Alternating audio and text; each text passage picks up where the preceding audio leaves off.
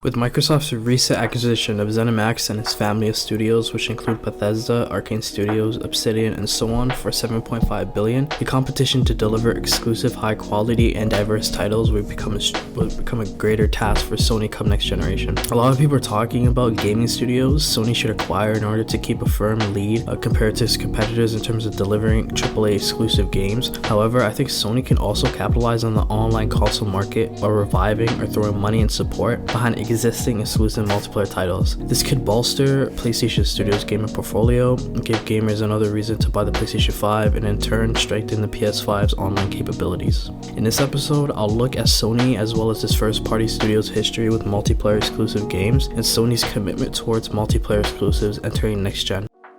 Online for the PlayStation was first introduced on the PlayStation 2, first coming out in July 2001 in Japan and August 2002 in North America. At the time, PlayStation did not have a unique online service like Xbox Live. Online multiplayer on the PlayStation 2 was the responsibility of the game publisher and was run on third-party servers. Despite its rudimentary online features at the time, games like ATV Off-Road 4A2, Ratchet & Clank Upper Arsenal, Resident Evil Outbreak, SOCOM, and so on had online capabilities which allowed for competitive and cooperative play. These games had small but dedicated communities and had relative success, as shown through games like Ratchet & Clank Upper Arsenal, a game that received critical acclaim with critics and fans alike. It also allowed players to sink more hours into an online world that worked hand in hand with the 4v4 TDM, Capture the Flag, and Siege modes that were offered at the time. Its communities would engage in constant clan wars and custom lobbies and featured 1v1 battles that now have thousands of views on YouTube. If gamers wanted a more realistic military shooter that had online, a game like SOCOM 2 would be the ideal game to play. Released in 2003, SOCOM was shipped out with both the single player and multiplayer. SOCOM had LAN, private, and public game rooms. Modes were set with 2 teams of 8, the SEALs and Terrorists, and each game was decided based on the first team to win 6 out of a possible 11 rounds. SOCOM's online was extensive. It featured ranked servers, leaderboards, built-in clan and friend system, and featured 12 new online maps along with 10 maps from the original game. An abundant amount of content to satisfy casual and competitive players alike. Unfortunately, it's embarrassing to say, games nowadays don't have massive content out of the box like SOCOM 2 did. Nowadays, online games are released in beta stages that could last for months, and developers focusing their energy and time in-game stores instead of their actual game. The crazy part about SOCOM 2, it's still playable today via a LAN program called SOCOMLAN.com. It has a populated community and has many servers with many players playing every day. During this generation, Sony clearly took more pride in having a variety of enjoyable and iconic single-player titles on the PlayStation 2. For Sony, this generation was remembered for the massive catalog of games under its name. Exclusive online titles, however, hadn't seen a massive push by Sony, and the lack of online hardware capabilities and lack of unified online service and limited Sony's ability to put a foothold on the online gaming market that had considerable hype and interest from consumers in the early 2000s. However, across the pond, Microsoft envisioned their console differently, but eyeing the barely tapped online gaming market on console. I just got into Xbox Live. I have this really great high-speed connection, and I was playing one-on-one NFL Fever against some other players from around the country. Now my gamer tag, my online ID is Dark Master. I think there was one other person that was above me. I mean, hey, it was no big deal. Oh, I don't think so. So I decided it'd be fun to contact this guy and challenge him. All right, how about it, Crusher? Xbox Live has this Optimatch feature, lets you easily find players all over the country who like the same games and levels. I've got Arctic Avenger, Dark Master is in trouble. Buffalo Soldier, Oh, Dark Master Man. .com, I'm a Dark Master. and Sleeping Giant. What? Wake up! Is what's hurt? Whoa, come on. All right, Buffalo Soldier, cover me. The first Xbox launched with built-in network capabilities that supported broadband connection and storage space for HDD.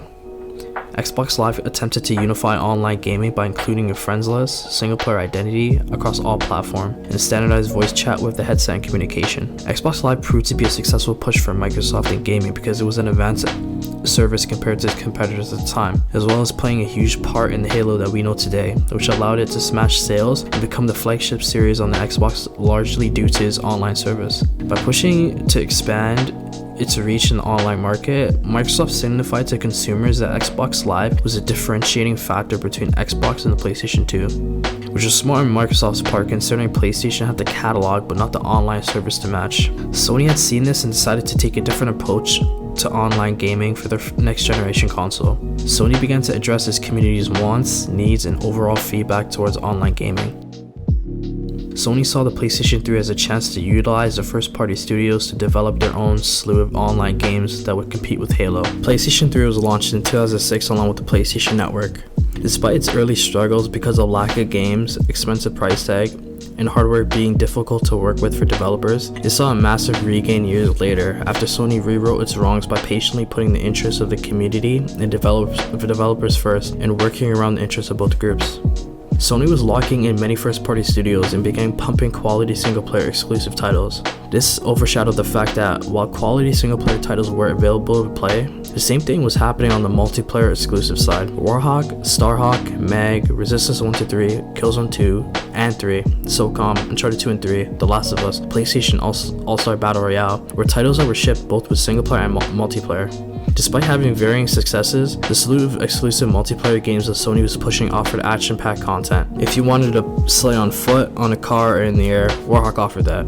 If you wanted to get a breather from the Call of Duty clones that filled up the market at the time, the third-person arena-style shooter Uncharted 2 Online offered that. Wanted a competitive third-person shooter that emphasizes on maintaining and keeping your clan, on-the-go crafting that allows you to make and burn enemies alive with Molotov cocktails, a game that has virtually no blind fire? The Last of Us Factions is your game. During this generation, Sony had attempted to push the boundaries for their online exclusive titles by backing games like Massive Action Game, developed by the now defunct SOCOM dev Zipper Interactive, which offered 256 player lobbies, something that was not seen at the time for online console games. This had also netted the studio with a Guinness World Record. Look, I'm not saying every multiplayer title that was shipped during this gen was an instant success or just a good game in general. It certainly was not the case.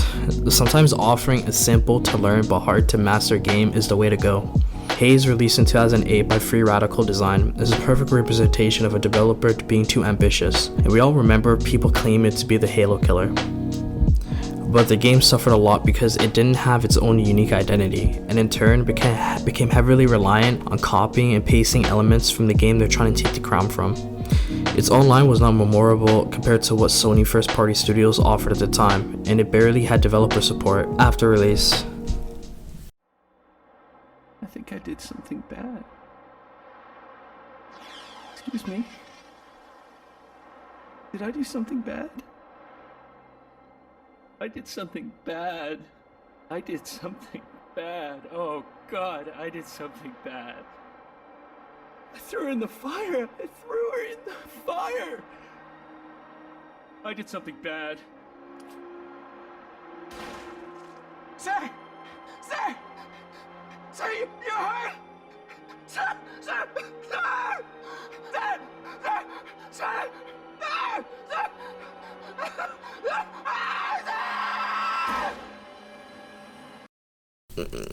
Yeah, I know it's hard to believe, but this game did come out after Crysis. I know it's a shame.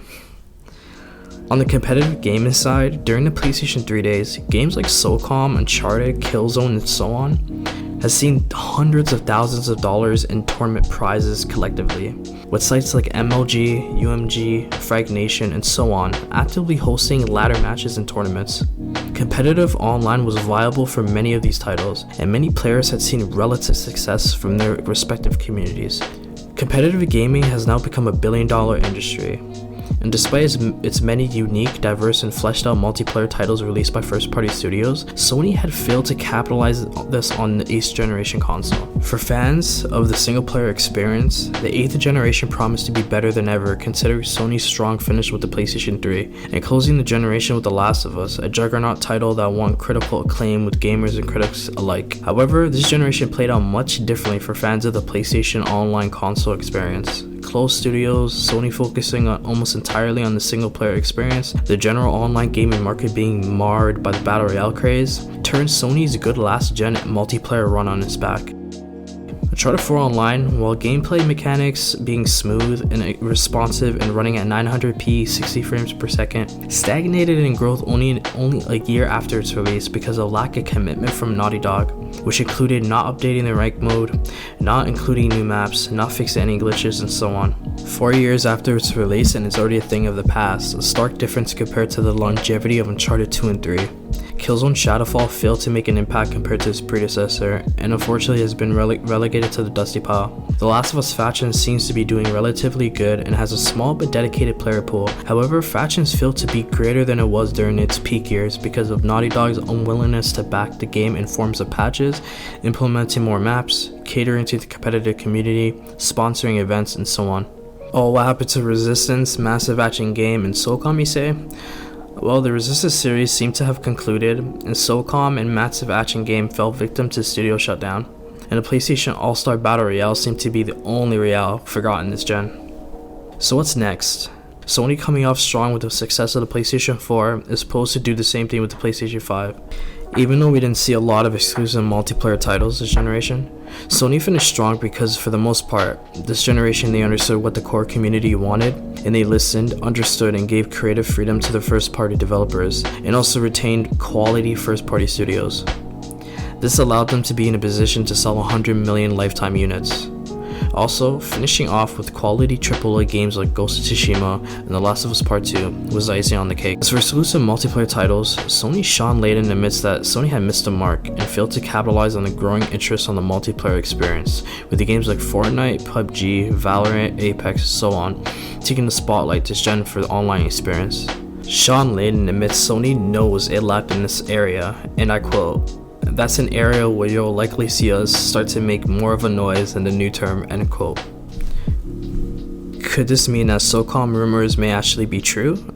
Could the rumors about a studio in Cali making Uncharted 5, which could potentially include online, maybe be on the table for 2021 or 2022? Only time will tell, but judging from the dormant exclusive multiplayer games that could potentially be revived, the continuation of currently exclusive multiplayer titles, and Sony's acknowledgement of their lack of growth in the multiplayer arena during the PS4 days, PlayStation 5 could be the console where we could see the revival of a unique and fun online exclusive titles. Thanks for finishing my video in the first episode of my What's Next series. The purpose of this video was not to favor the multiplayer experience over the single player experience, but to show that first party studios have always been capable of producing good multiplayer titles. First party studios have always made great online games on PlayStation, and that experience has always coincided with the single player experience. I'm confident Sony will continue making really good exclusive online titles next gen, and I believe it will play an important part in the PlayStation experience come next gen. I'll be making another episode sometime this week or the next on a different topic in game, and I'll also be making more series covering a wide range of things in gaming. I'll also be discussing important topics and news as well.